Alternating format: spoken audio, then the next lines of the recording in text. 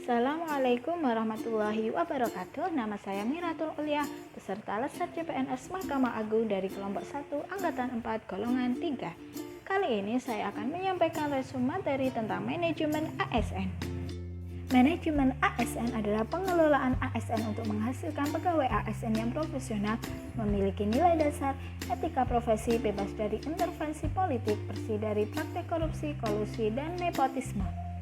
Berdasarkan jenisnya, pegawai ASN terdiri dari 1. PNS merupakan warga negara Indonesia yang memenuhi syarat tertentu diangkat sebagai pegawai ASN secara tetap oleh pejabat pembina kepegawaian untuk menduduki jabatan pemerintahan, memiliki nomor induk pegawai secara nasional. Yang kedua, P3K adalah warga negara Indonesia yang memenuhi syarat tertentu yang diangkat oleh pejabat pembina kepegawaian berdasarkan perjanjian kerja sesuai dengan kebutuhan instansi pemerintah untuk jangka waktu tertentu dalam rangka melaksanakan tugas pemerintahan. Pegawai ASN berfungsi yakni 1. Pelaksana kebijakan publik, 2. Pelayan publik, dan 3. Perekat dan pemersatu bangsa. Adapun tugas ASN yakni 1. Melaksanakan kebijakan yang dibuat oleh pejabat pembina kepegawaian sesuai dengan ketentuan peraturan perundang-undangan. 2. Memberikan pelayanan publik yang profesional dan berkualitas. Dan 3. Mempererat persatuan dan kesatuan negara kesatuan Republik Indonesia. Hak PNS yakni 1. Gaji tunjangan dan fasilitas, 2. Cuti, 3. Jaminan pensiun dan jaminan hari tua, 4. Perlindungan dan 5. Pengembangan kompetensi. Sedangkan hak P3K yakni 1. Gaji dan tunjangan, 2. Cuti, 3. Perlindungan dan 4. Pengembangan kompetensi. Kewajiban pegawai ASN yakni 1. Setiap dan taat pada Pancasila, UUD 1945, NKRI dan pemerintah yang sah. 2. Menjaga persatuan dan kesatuan bangsa.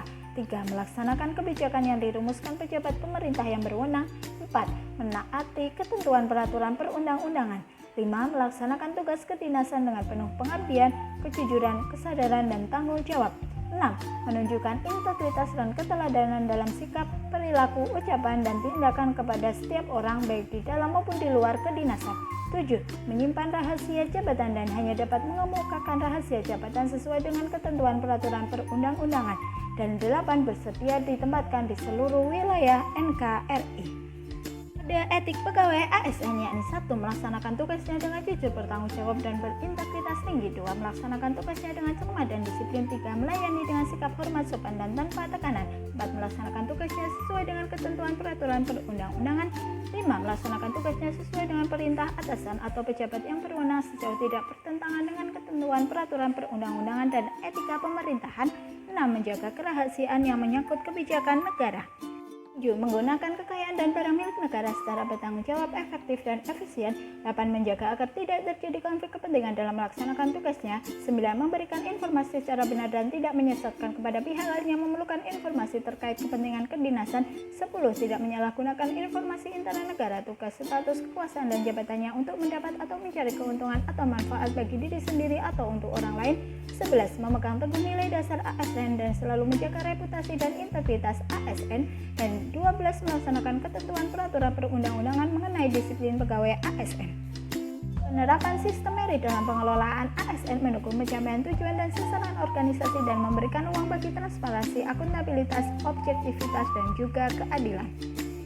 Jaminan sistem merit akan menciptakan lingkungan yang kondusif untuk pembelajaran dan kinerja. Manajemen ASN meliputi penyusunan dan penetapan kebutuhan, pengadaan pangkat dan jabatan, pengembangan karir, pola karir, promosi, mutasi, penilaian kinerja, pengajian dan tunjangan, penghargaan, disiplin, pemerhatian, jaminan pensiun dan hari tua dan perlindungan. Sedangkan P3K meliputi penetapan kebutuhan, pengadaan, penilaian kinerja, penggajian dan tunjangan, pengembangan kompetensi, pemberian penghargaan, disiplin, pemutusan hubungan kerja dan perlindungan. Jabatan pimpinan tinggi dilakukan secara terbuka dan kompetitif. KASN melakukan pengawasan pengisiannya baik berdasarkan laporan yang disampaikan oleh pejabat pembina kepegawaian maupun atas inisiatif sendiri. Pegawai ASN berhimpun dalam wadah Korps Profesi Pegawai ASN Republik Indonesia yang memiliki tujuan menjaga kode etik dan standar pelayanan profesi dan mewujudkan jiwa Korps ASN sebagai pemersatu bangsa. Sistem informasi ASN diselenggarakan secara nasional dan terintegrasi antar instansi pemerintah. Adapun sengketa pegawai ASN diselesaikan melalui upaya administratif. Upaya administratif terdiri dari keberatan dan banding administratif. Sekian, terima kasih. Wassalamualaikum warahmatullahi wabarakatuh.